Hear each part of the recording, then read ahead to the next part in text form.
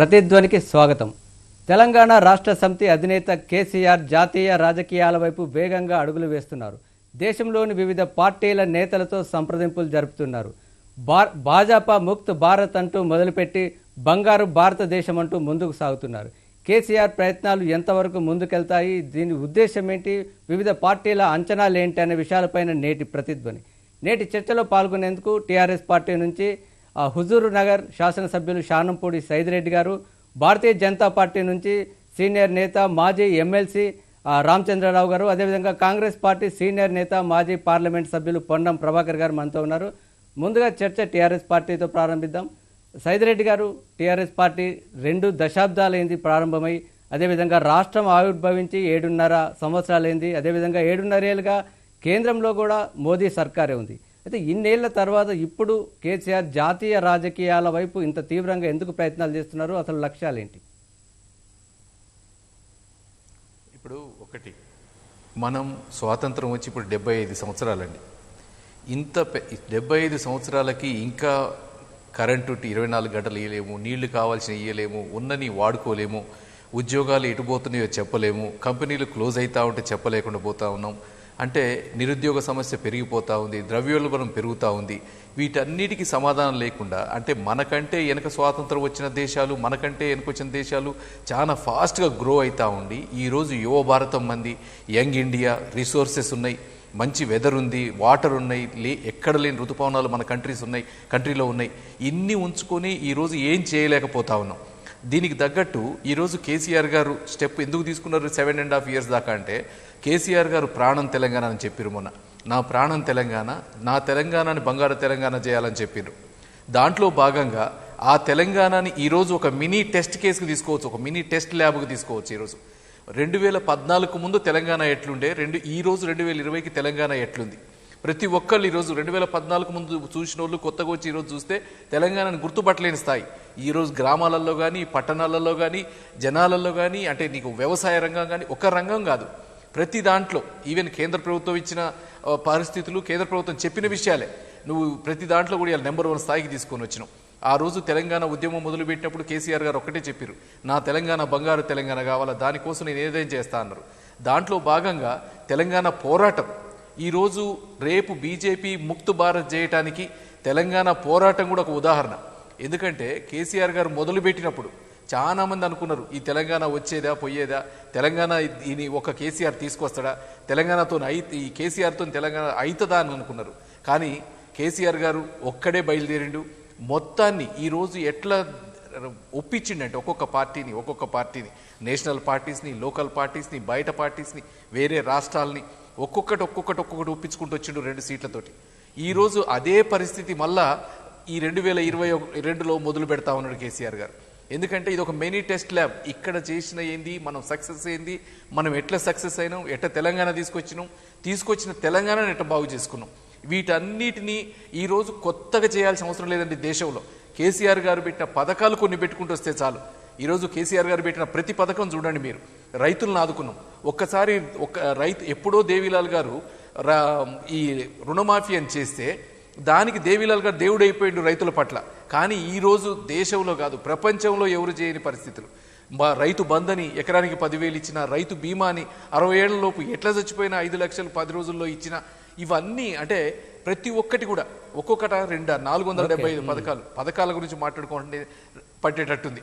ఈరోజు ఇన్నిటిని ఈరోజు దేశంలో ఒక టెస్ట్ కేసుకు తీసుకొచ్చిన ఘనత, ఈరోజు ఈ పథకాలని విజయవంతంగా చేసిన ఘనత, ప్రతి ఒక్కళ్ళ ముఖంలో సంతోషం చేసిన ఘనత.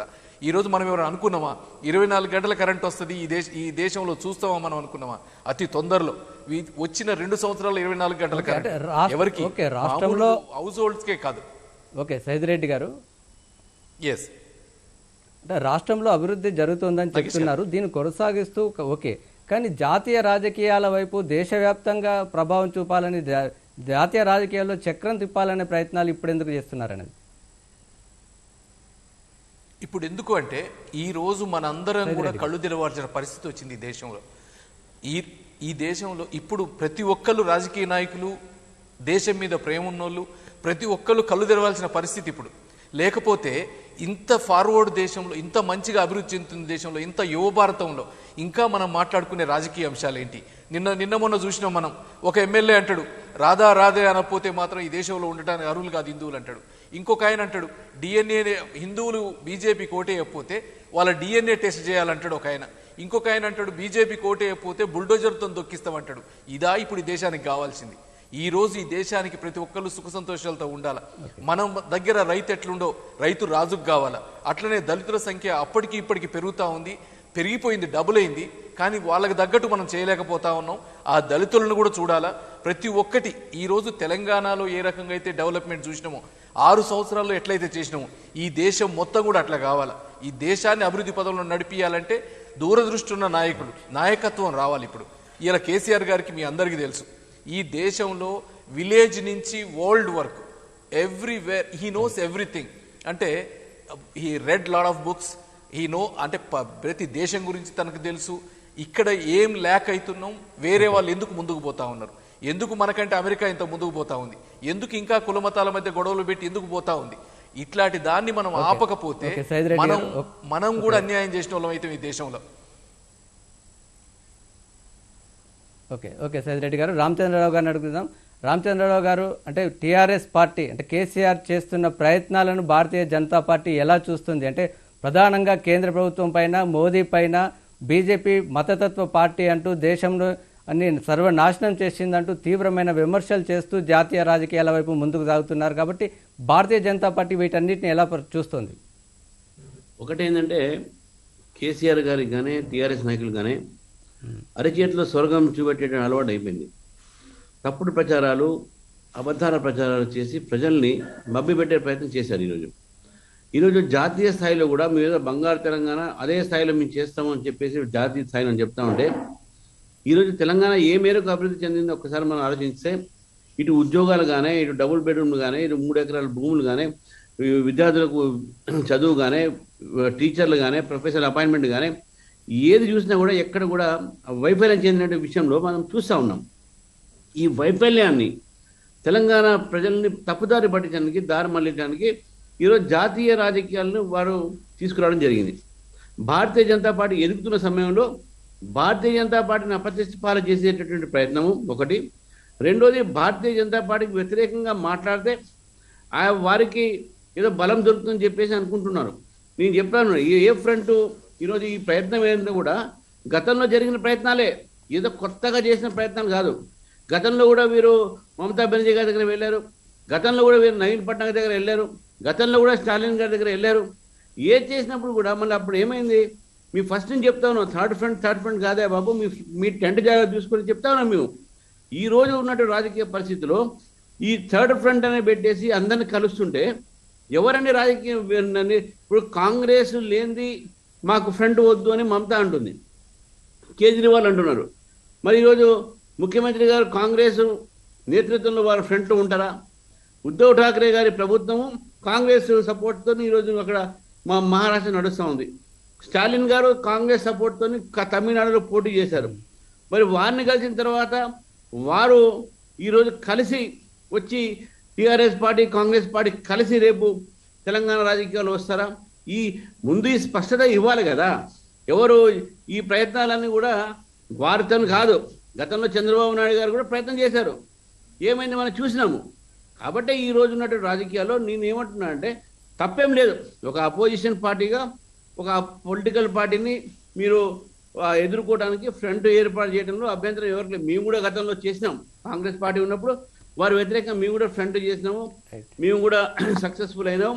ఆ రోజు కాంగ్రెస్ పార్టీకి ఏ పరిస్థితి ఉండే, ఈ రోజు బీజేపీకి ఆ పరిస్థితి ఉంది. వేరే ఫార్మిడబుల్ స్ట్రాంగ్ పొజిషన్. సో మమ్మల్ని ఓడగొట్టాలని మేమంతా కలవాల్సి ఉంది. కలవాలంటే ఎవరి నేతృత్వం కలుస్తారు? ఇప్పుడు మనం ఆలోచించాల్సింది ఏంటంటే, కేసీఆర్ గారు సడన్ గా జాతీయ రాజకీయాలు తెరపై తీసుకురావడం కారణాలు ఏంది? మేము భావించేది ఏంటంటే, ఇక్కడ వైఫల్యం చెంది తెలంగాణ ప్రజల్లో ఒక దారి మళ్లించడానికి, వారి యొక్క డైవర్ట్ అటెండ్ చేయడానికి, వారి వైఫల్యాన్ని కప్పపుచ్చడానికి, భారతీయ జనతా పార్టీ పెరుగుతున్న దాన్ని ఆపడానికి ఈ ప్రయత్నాలు ఒక భాగంగా మేము భావిస్తా ఉన్నాం. ఓకే రైట్ రామచంద్ర గారు. అంటే ప్రభాకర్ గారు మీరు చెప్పండి, అంటే కాంగ్రెస్ పార్టీ కూడా దేశాన్ని నడిపించడంలో విఫలమైంది, ప్రస్తుతం కూడా ప్రతిపక్ష పార్టీగా సరైన సామర్థ్యం లేనందుకే మేమంతా కూడా ముందుకు రావాల్సి వస్తుందని కేసీఆర్ చెప్తున్నారు. కాబట్టి ఈ కేసీఆర్ ప్రయత్నాలను మీరు ఎలా చూస్తున్నారు? ఇప్పుడు కేసీఆర్ గారు ప్రయత్నం చేసినా, దేశంలో ఏ రాష్ట్ర ముఖ్యమంత్రి గారు ప్రయత్నం చేసినా కాంగ్రెస్ రహిత కూటమి అనేటువంటిది అసాధ్యం అని నిన్న ముఖ్యమంత్రి గారు కలిసి వచ్చినటువంటి పార్టీ ప్రతినిధి సంజయ్ రౌత్ గారే ప్రకటన చేసినటువంటి పరిస్థితిని మనం ఒకసారి చర్చ చేసుకోవాలి. సరే, చర్చ జరుగుతున్నప్పుడు మనం కరెంటు తెచ్చినాము, ఇవి తెచ్చినామంటే దేశంలో 75 సంవత్సరాల వేడుకలు జరుపుకునే సందర్భంగా మ్యాక్సిమం కాంగ్రెస్ గవర్నమెంటే పరిపాలించింది. మనము చిన్న గుండు సూదిని తయారు చేసుకోలేనటువంటి పరిస్థితి నుంచి ఇంత పెద్ద మనం ప్రజాస్వామికమైనటువంటి దేశంగా ప్రజాస్వామ్యాన్ని కాపాడుతూ విభిన్న రకాల, విభిన్న వేషాల, విభిన్న భాష, విభిన్న ప్రాంతాల యొక్క స్వాభావిక ఆహార తేడాల మధ్యలో మనం అందరం కూడా ఒక సమైక్యంగా ముందుకు పోయేటువంటి వాతావరణాన్ని, అందరినీ తీసుకుపోయేటువంటి ఒక భాగస్వామిగా కాంగ్రెస్ పార్టీ ముందుకు పోయింది. చాలాసార్లు కాంగ్రెస్ ఇతర ప్రభుత్వాలు ఏర్పడ్డా, ఎప్పుడైనా బీజేపీ ప్రభుత్వం ఏర్పడితే తప్ప బీజేపీ కూడా చిన్న చిన్న పార్టీలను కలుపుకొనే చేసింది బీజేపీ నాయకత్వంలో, అది నేషనల్ డెమోక్రటిక్ అలయన్స్ ద్వారా. కాంగ్రెస్ పార్టీ కూడా అనేకమైనటువంటి పార్టీల కలయిక తీసుకొని యూపీఏ ద్వారా ప్రభుత్వాన్ని ఏర్పాటు చేసింది. ఇప్పుడు కూడా భారతీయ జనతా పార్టీ అవలంబిస్తున్న విధానాల పట్ల నిజంగా కేసీఆర్ గారు ఇలా మాట్లాడుతున్నారని సైదిరెడ్డి గారు చెప్తా ఉన్నారు.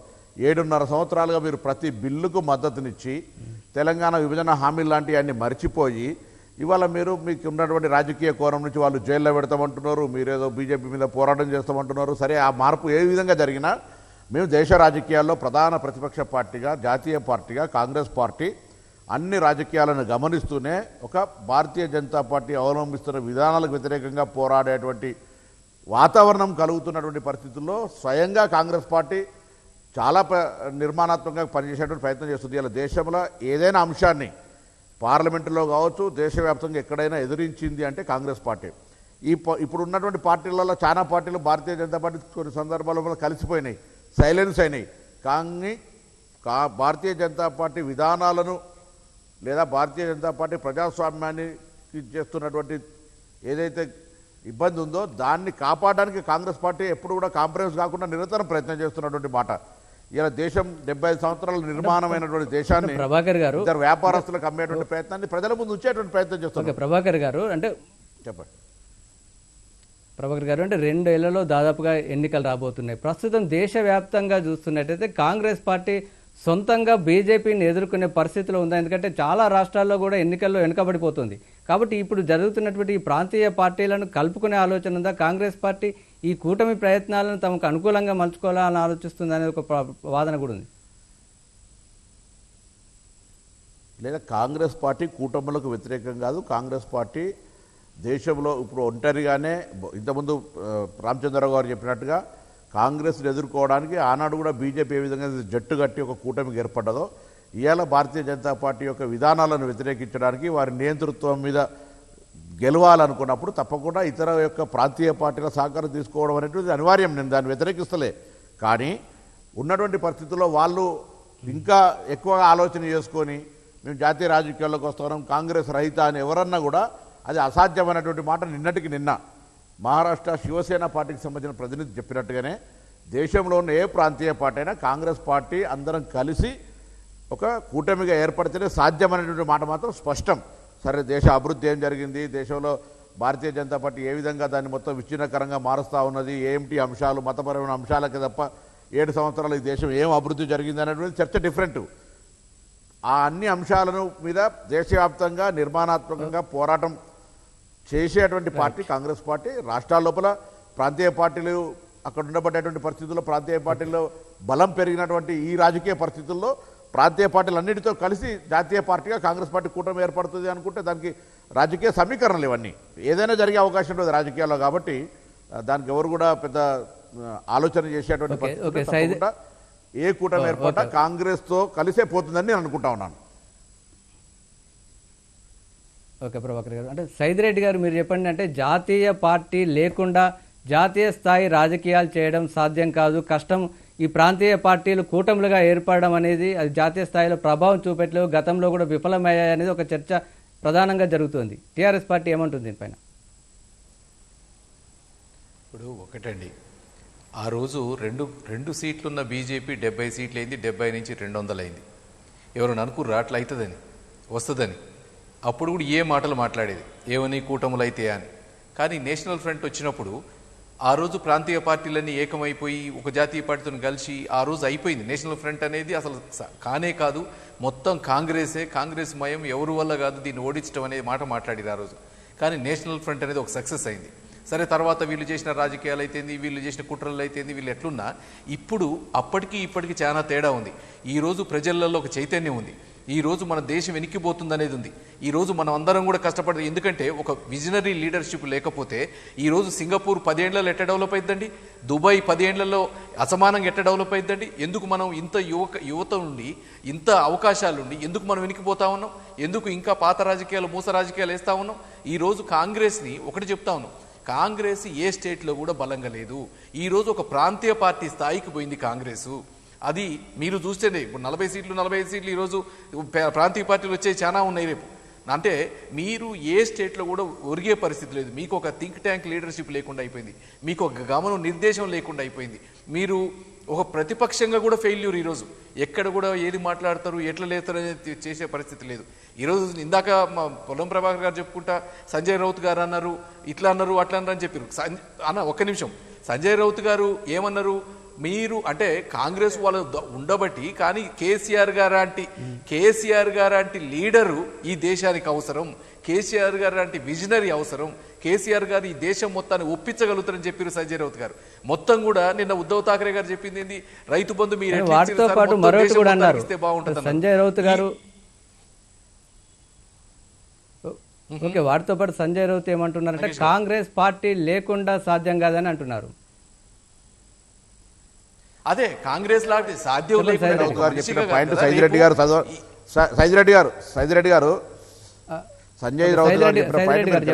నేనేమంటున్నా, మీరు చెప్పండి. ఇప్పుడు ఒకటండి, ఈరోజు దేశాన్ని ప్రేమించే ప్రతి ఒక్కరూ యునైట్ కావాల్సిన అవసరం ఉంది. ఈరోజు దేశాన్ని ప్రేమించేటోళ్ళు, ఈ దేశం ఎందుకు ఎనికిపోతుంది అనుకునేటోళ్ళు ప్రతి ఒక్క నాయకుడు ఆలోచించాల్సిన అవసరం ఉంది. దాంట్లో భాగంగా అట్లాంటి వాళ్ళని యునైట్ చేసే లీడర్షిప్, యునైట్ చేయగల కెపాసిటీ ఈరోజు కేసీఆర్ గారికి ఉంది. ఎందుకంటే కేసీఆర్ గారు ఒక ఉద్యమ స్ఫూర్తితో వచ్చిన నాయకుడు, కేసీఆర్ గారు ఒక మొత్తాన్ని ఒప్పించి తెచ్చిన నాయకుడు.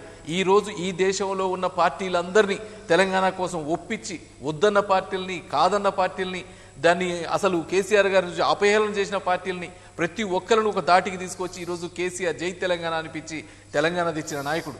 ఈరోజు అదే లీడర్షిప్, అదే విజనరీ థింకింగ్, ఇది మొత్తం కూడా ఈ దేశానికి హెల్ప్ అవుతాయి. ఖచ్చితంగా యునైట్ చేస్తాడు దేశాన్ని. దాంట్లో భాగంగా ఈరోజు మనకి ఒక్క లీడర్ తోటి సింగపూర్ అనేది ఎవరికి అందునంత దూరం పోయింది సార్. ఈరోజు అదే విజనరీ లీడర్షిప్ ఈరోజు కేసీఆర్ గారి దగ్గర ఉంది. ఎందుకు మన దేశంలో కరెంట్ ఇంకా మొత్తం దేశానికి మొత్తం ఇవ్వలేకపోతున్నాం 24 గంటలు? ఎందుకు ఇన్ని మనకి ఇన్ని వేల టీఎంసీలు మన వాటర్ అవైలబిలిటీ ఉన్నా ఎందుకు ఇవ్వలేకపోతున్నాం అని అనుకుంటా ఉన్నాం. అంటే ఇవన్నిటి కూడా చెప్పే నాయకుడు, చెప్పే లీడర్షిప్ ఈరోజు కేసీఆర్ ఉన్నారు. ప్రతి ఒక్కరికి అర్థం చేయగలుగుతాడు. ఇంకొకటి లాంగ్వేజ్ బ్యారియర్ లేకుండా ఉర్దూ మాట్లాడగలుగుతారు, హిందీ మాట్లాడగలుగుతారు, ఇంగ్లీష్ మాట్లాడగలుగుతారు, మాటల్లో ఒప్పించగలుగుతాడు, మాటల్లో చెప్పగలుగుతాడు. ఈరోజు ఒక్కొక్క ప్రెస్ మీట్ తీసుకుపోయి పెడితే దేశం అధికారంలోకి వచ్చే పరిస్థితులు ఉన్నాయి. ఈరోజు బీజేపీ కూడా 5 స్టేట్లలో పరిస్థితి ఎంత ఘోరంగా ఉందో మీరు చూస్తూనే ఉన్నారు. నిన్న మొన్న అంతదాకా మేము మొత్తం గెలుస్తాం అన్నోళ్ళ పరిస్థితి 5 స్టేట్లలో కూడా ఈ రోజు గెలిచే పరిస్థితి లేదు. కూడా ఇలా ప్రాంతీయ పార్టీలు. సైదిరెడ్డి గారు అంటే సైదిరెడ్డి గారు ఒక్క నిమిషం, అంటే రామచంద్రరావు గారిని అడుగుదాం. అంటే మీరు చెప్తున్న ఈ విషయాలన్నీ కూడా అంటే ప్రధానంగా కేంద్ర ప్రభుత్వం, అంటే కేసీఆర్ ముందు నుంచి చెప్తున్నది ఏంటంటే రాష్ట్ర ప్రభుత్వాల హక్కులను కేంద్ర ప్రభుత్వం కాలరాస్తుంది, సమాఖ్య స్ఫూర్తికి విఘాతం కలిగిస్తుంది. కాబట్టి ఒక కొత్త ప్రత్యామ్నాయం కావాలి, దేశంలో గుణాత్మక మార్పు కావాలి అనేది ప్రధానంగా కేసీఆర్ వాదన. మీరేమంటారు రామచంద్రరావు? ఒకటంటే పదే 24 గంటలు మీకు కరెంట్ ఇస్తున్నాం అని చెప్తున్నటువంటి టీఆర్ఎస్ నాయకులకు నేను ఒకటే మాట చెప్తాను. ఈరోజు ప్రపంచంలో ఎన్డీఏ గవర్నమెంట్ వచ్చిన తర్వాత 3rd largest country of power production. 19 రాష్ట్రాల్లో ఈరోజు 24 గంటలు క్వాలిటీ పవర్ ఇస్తున్నాం. తెలంగాణలో రైతులకు ఉచితంగా ఇస్తున్నాం, అదొకటి అడిషనల్. కానీ అదేదో మేమే ఇస్తున్నాము, మా దగ్గరే ఉంది అనేది నార్త్ సౌత్ గ్రిడ్ వచ్చిన తర్వాత సోలార్ ఎనర్జీస్కు, రెన్యూవల్ ఎనర్జీకు ఇంపార్టెన్స్ ఇచ్చిన తర్వాత దేశంలో ప్రొడక్షన్ పెరిగింది. ఈ విషయాన్ని మనం గుర్తించాల్సిన అవసరం ఉన్నది. ఈరోజు ఇంత పాండమిక్లో కూడా ఐదో స్థానంలో ఉన్నది ఫాస్టెస్ట్ గ్రోయింగ్ ఎకానమీ భారతదేశం. అంటే ఇట్లా చెప్పుకుంటూ పోతే గుణాత్మకమైనటువంటి మార్పులు అంటే రైతులు సూసైడ్ చేసుకోవడం గుణాత్మకమైన మార్పులా? పిల్లలకు చదువు చెప్పకపోవడం, ప్రొఫెసర్స్ టీచర్లు లేకపోవడం గుణాత్మక మార్పా? టీచర్లకు ప్రమోషన్ లేకపోవడము, మన పబ్లిక్ సర్వీస్ కమిషన్ గ్రూప్ 1 ప్రకటించకపోవటము, ఇవన్నీ గుణాత్మకమైన మార్పులా? ఒక ధనిక రాష్ట్రాన్ని అప్పుల రాష్ట్రం కింద మార్చినటువంటి ఒక ఇది ఘనత గుణాత్మకమైన మార్పులా? ఏ ఒక్క యాంగిల్తో వీళ్ళు పోతారు? దేశాల్లో ఏం చెప్పుకొని పోతారు? ఈరోజు వాస్తవానికి దేశంలో చర్చకు రెడీగా ఉన్నాం. రాష్ట్రాల ఒక హక్కులు అంటున్నారు. రాష్ట్రాల హక్కులు కాదు. నరేంద్ర మోదీ గారు ప్రధానమంత్రి అయిన తర్వాత కాంగ్రెస్ పార్టీలో 32% ట్యాక్స్ డెవల్యూషన్ షేర్ ఇస్తే మేము వచ్చిన 42% నీతి ఆయోగ్ ద్వారా ఈరోజు రాష్ట్రాలకు మేము ట్యాక్స్ డెవల్యూషన్ షేర్ ఇస్తా ఉన్నాం. ఈరోజు అనేకమైనటువంటి ఒక టీమ్ ఇండియాగా మనం ఉండాలి అని చెప్తా ఉన్నారు. కానీ రాజకీయం చేస్తుంది ఎవరండి? ఈరోజు భారతదేశం డెవలప్ కావాలంటే తెలంగాణ డెవలప్ కావాలి, ఆంధ్ర డెవలప్ కావాలి, అటు కాశ్మీర్ డెవలప్ కావాలి, ఇటు తమిళనాడు డెవలప్ కావాలి. అప్పుడే భారతదేశం డెవలప్ అవుతుంది. భారతదేశం డెవలప్మెంట్ అదే. కానీ ఈ రోజు అవన్నీ వదిలిపెట్టి మా రాష్ట్రం 29 రాష్ట్రాన్ని ఒకే ఒక దాంట్లో చూడాల్సిన బాధ్యత కేంద్ర ప్రభుత్వం ఉంది. ఉన్నటువంటి ఒక పరిస్థితిలో ఒక ఫెడరల్ స్పిరిట్కు ఎప్పుడు కూడా కోఆపరేటివ్ ఫెడరల్ స్పిరిట్ అని మేమే చెప్తా ఉన్నాం. కానీ ఒక రాజకీయమైన కారణంతో వారి వైఫల్యాన్ని తప్పు పెట్టుకోవడానికి మాకు సెంట్రల్ గవర్నమెంట్ ఏమి ఇవ్వట్లేదు, మా ఒక హక్కుని కాల రాస్తుంది, మాది ఇది చేస్తామని చెప్పి తప్పుడు ప్రచారాలు చేస్తూ ఉన్నారు. నేనేమంటున్నా అంటే ఉద్ధవ్ ఠాకరే గారిని కలిసినా, అటు ఎవరిని కలిసినా కూడా ఈరోజు మమతా బెనర్జీ గారు, అరవింద్ కేజ్రీవాల్ గారు వితౌట్ కాంగ్రెస్ మీ ఫ్రంట్ పెడతామని చెప్తా ఉన్నారు. మళ్ళీ కేసీఆర్ గారు వాళ్ళతో కలుస్తారా, కేజ్రీవాల్తో కలుస్తారా? ఈరోజు చెప్పాల్సిన అవసరం ఉన్నది. ఈరోజు దేశంలో అనేకమైన ప్రాంతీయ పార్టీలు ఉన్నాయి. ఈ ప్రాంతీయ పార్టీలు ఆ రోజు అటల్ బిహారీ వాజ్పేయి గారి కింద 28 ప్రాంతీయ పార్టీలు వైరుధ్యమైనటువంటి ఒక ఐడియాలజికల్గా ఉన్న పార్టీలు కలిపి మీ ప్రభుత్వాన్ని నడిపినటువంటి విషయాలు గుర్తుపెట్టుకోవాలి మనం. అదే మోదీ గారు కూడా మాకు 303 సీట్లు వచ్చినప్పుడు కూడా ఇండివిజువల్గా మళ్ళీ మేము ఎన్డీఏగానే పోతా ఉన్నాం. కాబట్టి ఈరోజు ఉన్నటువంటి ఒక దేశంలో రాజకీయ ఒక జాతీయ స్థాయిలో కాంగ్రెస్ ఒక జాతీయ పార్టీ, భారతీయ జనతా పార్టీ ఒక జాతీయ పార్టీ. ఏవైతే రీజనల్ పార్టీస్ డెవలప్ అయినాయో ఏదో ఒక పార్టీకి వాళ్ళ ఒక రాజకీయ పరిస్థితి పెట్టి వాళ్ళు అలైన్ అవుతూ ఉంటారు. ఈ థర్డ్ ఫ్రంట్ అనేది స్టార్ట్ చేస్తే ఎవరు ఎటు తీసుకుపోతున్నారు ప్రజలకు? ఇంతకుముందు సైద్ రెడ్డి గారు నేషనల్ ఫ్రంట్ ఎగ్జాంపుల్ చెప్పారు. కానీ ఏమైంది విశ్వనాథ్ ప్రతాప్ సింగ్ గవర్నమెంట్? ఏమైంది దేవేగౌడ గారి గవర్నమెంట్? ఏమైంది చంద్రశేఖర్ గారి గవర్నమెంట్? ఇవన్నీ మనం చూడాలి. ఒక కాంగ్రెస్ పార్టీ బయటని సపోర్ట్ చేసి చంద్రశేఖర్ గవర్నమెంట్ కూలగొట్టింది. విశ్వనాథ్ ప్రతాప్ సింగ్ గారు, అద్వానీ గారు అనేస్తే అది మొత్తం అంటే ఒక లీడర్ లేని పార్టీ, ఒక లీడర్ లేకుండా రీజనల్ పార్టీ ఫ్రంట్ తోని అక్కడ నేషనల్ పార్టీ లేకపోతే అవి స్థిరత్వం ఉండదు. People want progress as well as stability. Ramachandra గారు, ప్రోగ్రెస్ స్టెబిలిటీ కోసము భారతీయ జనతా పార్టీ ఈరోజు ఉన్నది ఇవ్వగలుగుతున్నాము. ఎవరైతే మాకు ఢీగట్టుకుంటారో అది వాళ్ళు తెలుసుకోవాలి. నాయకత్వం ఎవరు వహిస్తే నాయకత్వం? మమతా బెనర్జీ ప్రైమ్ మినిస్టర్ క్యాండిడేటా? కేసీఆర్ గారు ప్రైమ్ మినిస్టర్ క్యాండిడేటా? అరవింద్ కేజ్రీవాల్ కేసీఆర్ పిఎం క్యాండిడేటా? రాహుల్ గాంధీ పిఎం క్యాండిడేటా? రామచంద్ర గారు, ఇవన్నీ కూడా మనం ఇవన్నీ కూడా టీఆర్ఎస్ పార్టీకి సంబంధించిన అర్థం. అయితే ప్రభాకర్ గారు, అంటే కాంగ్రెస్ పార్టీ ప్రాంతీయ పార్టీల కన్నా తక్కువగా పడిపోయింది అనేది టీఆర్ఎస్ చెప్తుంది. అదేవిధంగా అంటే బీజేపీని ఎదుర్కోవడంలో జాతీయ స్థాయిలో కాంగ్రెస్ పార్టీ ఎంతవరకు సఫలమైందంటే ప్రధానంగా నాయకత్వ లోపం కనిపిస్తుంది. కాబట్టి ఈ ప్రత్యామ్నాయ రాజకీయాల కోసం ఈ ప్రయత్నాలు చేయాల్సి వస్తుంది అనేది కూడా ఒక వాదన వినిపిస్తుంది. ప్రభాకర్ గారు, మీరేమంటారు? ఇప్పుడు చర్చ మనకు జాతీయ రాజకీయాలు, కూటమి, ప్రాంతీయ పార్టీల ప్రభావం, కాంగ్రెస్ అనే చర్చ జరుగుతుంటే వారు తెలంగాణలో బాగా సాధించినాము, విద్యుత్ ఇస్తున్నాం అంటారు. ఎల్కేజీ చదివింది మెడిసిన్ చదువుతుందంటే నేను పెట్టిన ఇన్ఫ్రాస్ట్రక్చరు, ఏర్పరిచిన యూపీఏ ప్రభుత్వంలో తీసుకున్న విద్యుత్ ప్రాజెక్టులు, వాటి నిర్మాణం దశలోపల అధికారంలోకి వచ్చి మేము బాగా 24 గంటలు విద్యుత్ ఇస్తున్నామంటే it's not in a one day process. ఇది సైదిరెడ్డి గారు తెలుసుకుంటారు. విదేశాలు తిరిగి వచ్చిండ్రు. ఒక్క రోజుల్లో జరిగిన ప్రక్రియ కాదు. స్వతంత్రం వచ్చిన తర్వాత ఉన్ననాటి పరిస్థితి నుంచి వేల గ్రామాలకు విద్యుత్ లేని గ్రామాల నుంచి తీసుకొచ్చి ప్రక్రియ జరుగుతోంది. ఎల్కేజీ నుంచి డిగ్రీ ఇంటర్మీడియట్ రాసి ఎంసెట్ అడ్మిషన్ మెడిసిన్ తీసుకుంటే సైదిరెడ్డి గారికి అధికారంలోకి వచ్చినాక చూడండి నా కాలంలో మెడిసిన్ చదువుతుందని చెప్పుకున్నట్టున్నది పరిస్థితి ఒకటి. ఇంకొక సామెత కేసీఆర్ గారు చెప్తారు, కన్నతల్లికి ముక్కు పుడకబెట్టినాడు పినతల్లికి వడ్డానం పెడతాడు అన్నట్టున్నది పరిస్థితి. ఇక్కడ రాష్ట్రంలో నీళ్లు నిధులు నియామకాలకు సంబంధించినటువంటి అంశం మీద మనం తెలంగాణ సాధించుకున్నాం. వాటి మీద మీరు ఒకసారి అంతరాత్మ పరిశీలన చేసుకుంటే సరిపోతుంది, తెలంగాణ ప్రజలకు తెలుసది. నేను ఇంకొక విషయం కూడా చెప్తాను, ఇలా మళ్ళీ కూడా చెప్తాను. దేశ రాజకీయాల చరిత్ర, మనం రాజకీయ పరిణామాలను గమనించినట్టయితే భారతీయ జనతా పార్టీ అనేటువంటి ప్రధాన రాజకీయ పార్టీకి దానికి ఉండబడేటువంటి NDA national democratic alliance partners వ్యతిరేకంగా దేశవ్యాప్తంగా నిర్మాణాత్మక పాత్ర రైట్. రాజకీయ పార్టీ భారతీయ జనతా పార్టీ 2 సీట్లు ఉన్న పార్టీ అధికారంలోకి రాగలేంది. మేము 45 స్థానాలకు ఇలా మొత్తం టీఆర్ఎస్ గెలిస్తే 17 స్థానాలు మొత్తం గెలిస్తే వాళ్ళు మా కాంగ్రెస్ పార్టీ గురించి మాట్లాడుతున్నారంటే దయ్యాలు వేదాలు వల్లిస్తున్నటువంటిది సైదిరెడ్డి గారు. మీరు అట్లా మాట్లాడద్దు. ఇలా కూడా దేశంలో బీజేపీ తర్వాత గెలిచినటువంటి అత్యధిక సీట్లు కాంగ్రెస్ పార్టీ రైట్. ఎక్కువ రాలేదు కావచ్చు, లేకపోతే మతపరమైన అంశాలు కావచ్చు, ఎన్నికల్లో ఎజెండా ఏం జరిగిందో మీకు తెలుసు ఇవన్నీ. కాబట్టి ఇలా తప్పకుండా కాంగ్రెసేతర కూటమి అనేటువంటిది ఊహించేటువంటి అంశం కాదని మీరు కలిసిన ప్రతి నాయకుడు చెప్తా ఉన్నాడు. ఆ అంశాన్ని మీరు మరచాల్సిన అవసరం లేదు రైట్. కేసీఆర్ గారు కాంగ్రెస్ పార్టీ కూటమిలు ఉంటారా లేదా అనేటువంటిది మీ రాజకీయ పార్టీ అభిప్రాయం. మీరు దేశవ్యాప్తంగా కాంగ్రెసేతర బీజేపీతర ముఖ్యమంత్రులు అందరూ కలవడం కూడా మాకే అభ్యంతరం లేదు. కానీ కాంగ్రెస్ పార్టీ భారతీయ జనతా పార్టీని వ్యతిరేకించేటువంటి రాజకీయ పార్టీల కూటమి అనేటువంటి లేదా వ్యక్తిగతంగా కాంగ్రెస్ పార్టీ తాత్కాలికంగా కొద్దిగా ఇబ్బంది ఉన్నా ఈ దేశంలో ఉన్న సమస్యల్ని ప్రజల ముందు తీసుకుపోగలుగుతున్నటువంటి పార్టీ ఏకైక కాంగ్రెస్ పార్టీ. ఎక్కడ కూడా ఏ విషయ లోపల కాంగ్రెస్ కాకుండా దేశంలో ఏ మూలకు ఏ సంఘటన జరిగినా ఇలా కాంగ్రెస్ పార్టీకి సంబంధించిన స్టాండ్ టైంలీ చేంజ్ అయ్యేటువంటిది కాదు. అంటే మారే తాపకు ఊకునే స్టాండ్ పార్టీ మార్చుకునేది కాదు. మాకు ఒక విజన్ ఉంది, మాకు ఒక లక్ష్యం ఉంది. అందులో కొన్ని కష్టాలు ఉండొచ్చు, సుఖాలు ఉండొచ్చు. పార్టీ పరిస్థితులకు అనుగుణంగా విధానాన్ని మార్చుకుపోయేటువంటి పరిస్థితి కాదు. దేశంలో ఈ విభిన్న ప్రాంతాల ఒక కల్చర్, ఈ దేశం ఉన్నటువంటి ఒక భౌగోళిక స్వరూపంలో ఉన్నటువంటి అనేకమైనటువంటి భావాలను, వారి యొక్క గౌరవాలను, వారి సెంటిమెంట్లను మనం గౌరవించే విధంగా కాంగ్రెస్ పార్టీ పరిపాలించింది. అది ఈ దేశంలో అందరి కలుపుగా ఉంచడానికి కాంగ్రెస్ పడ్డ శ్రమ మామూలు విషయం కాదు. ఇలా మీరు పార్లమెంట్ మెంబర్ అయినా పోయి చూస్తే ఒక ఆయన టోపీ పెట్టుకొని వస్తాడు, ఒక ఆయన ధోతి కడతాడు, ఒక ఆయన షల్వార్ వేస్తాడు, ఇంకొక రకమైన బట్ట పెట్టుకొని వస్తాడు. అదొక సీతాకోవచలుగా అటువంటి అందమైనటువంటి పార్లమెంటు లోపల ఈరోజు జరుగుతున్నటువంటి విభజన పూరితమైనటువంటి కలుషిత పూరితమైనటువంటి వాతావరణం జరుగుతోంది. దాన్ని మళ్ళీ ఎదుర్కోగలగడానికి ఒకటే ఒక పార్టీ కాంగ్రెస్ పార్టీ. కాంగ్రెస్ పార్టీకి సంబంధించి రైట్ దేశంలో ప్రాంతీయ పార్టీలు బలపడవచ్చు, ప్రాంతీయ పార్టీలు ఎన్నికల్లో అనేక వాగ్దానాలు ఇవ్వచ్చు.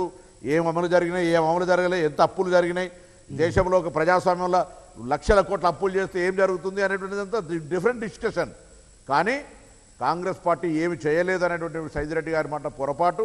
ఈ దేశ నిర్మాణంలో కాంగ్రెస్ పార్టీ పాత్ర, దేశంలో ప్రజాస్వామ్యాన్ని కాపాడే అంశంలో పాత్ర, దేశంలో ఇవాళ భారతీయ జనతా పార్టీ వ్యతిరేకంగా మీరందరూ మాట్లాడుతున్నారంటే ఇన్ని రోజులు అటువంటి అవకాశం లేకుండా పరిపాలించగలిగింది కాంగ్రెస్ పార్టీ. అందరి రాజకీయ పార్టీలకు గౌరవం ఇచ్చి, మీడియాకు గౌరవం ఇచ్చి, ప్రజాస్వామ్యాన్ని కాపాడినటువంటి పార్టీగా ఈ దేశ ప్రజల గౌరవాలను మళ్ళీ తీసుకుపోవడానికి కాంగ్రెస్ పార్టీ తప్పకుండా ప్రజలు ఆశీర్వదిస్తారు. ఈ భారతీయ జనతా పార్టీ అవలంబిస్తున్న విధానాలకు వ్యతిరేకంగా డెఫినెట్లీ కాంగ్రెస్ పార్టీ కూడా మళ్ళీ ఒక్కసారి ముందుకు వస్తుందని నేను ఆశిస్తా ఉన్నాను. ఓకే సైదిరెడ్డి గారు, అంటే దేశంలో ఇప్పటికీ కూడా దాదాపుగా ఒక 200 సీట్లలో భారతీయ జనతా పార్టీ కాంగ్రెస్ పార్టీ మధ్యలోనే ఎక్కువగా పోటీ కనిపిస్తుంది, అంటే ప్రాంతీయ పార్టీల ప్రభావం లేకుండా.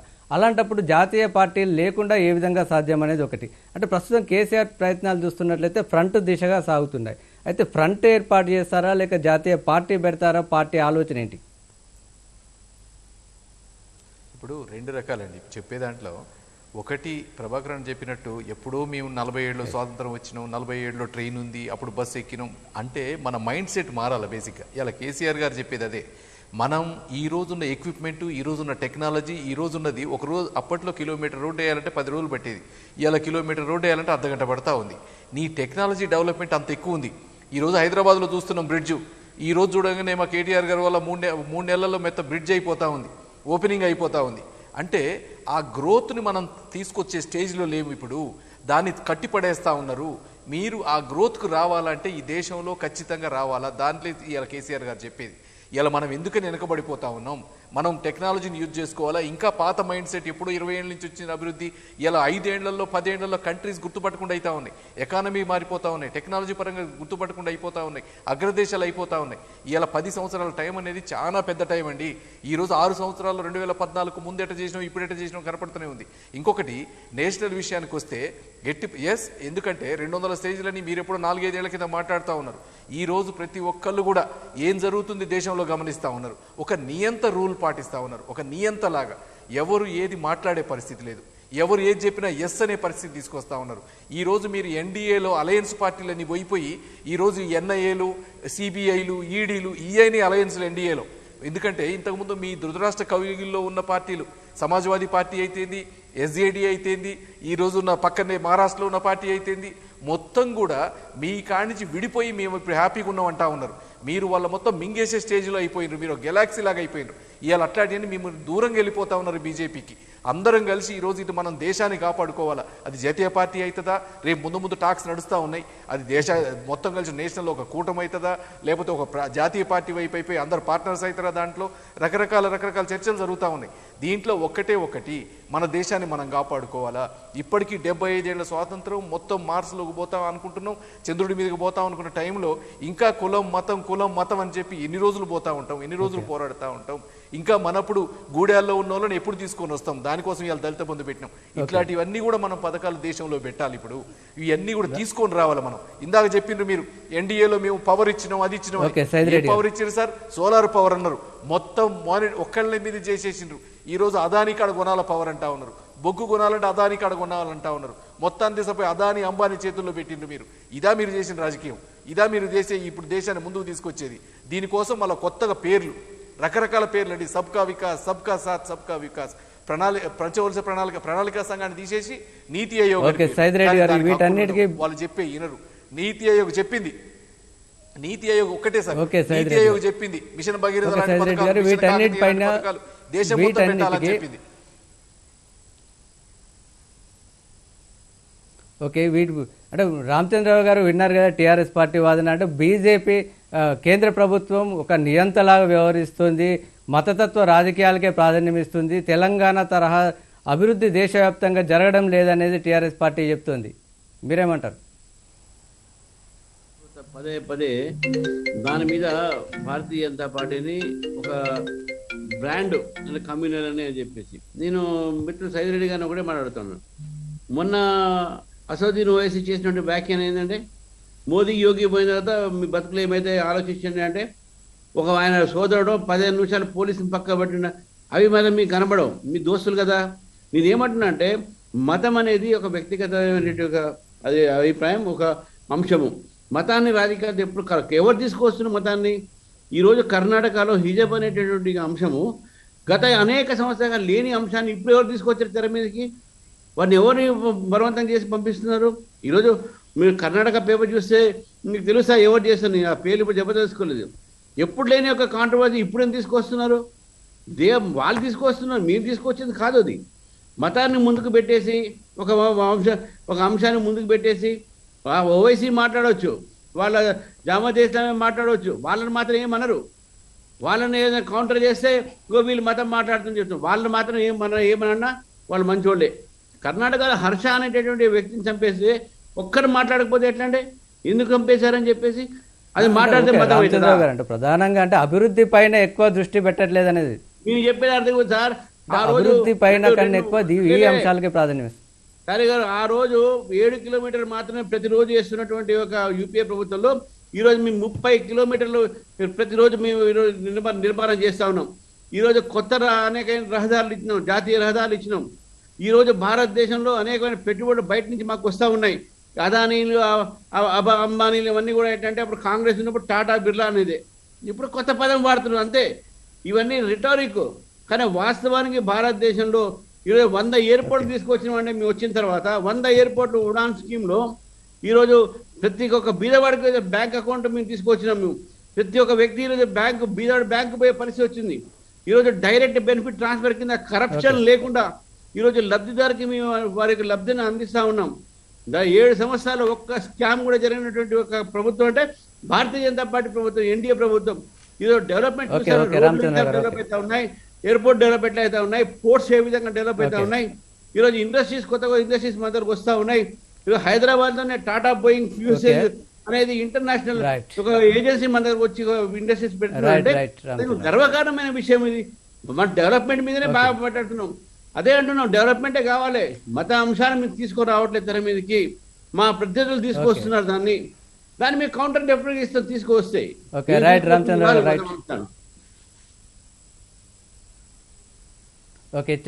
ఓకే థ్యాంక్ యూ అందరికీ చర్చలో పాల్గొన్నందుకు. ఇది నేటి ప్రతిధ్వని.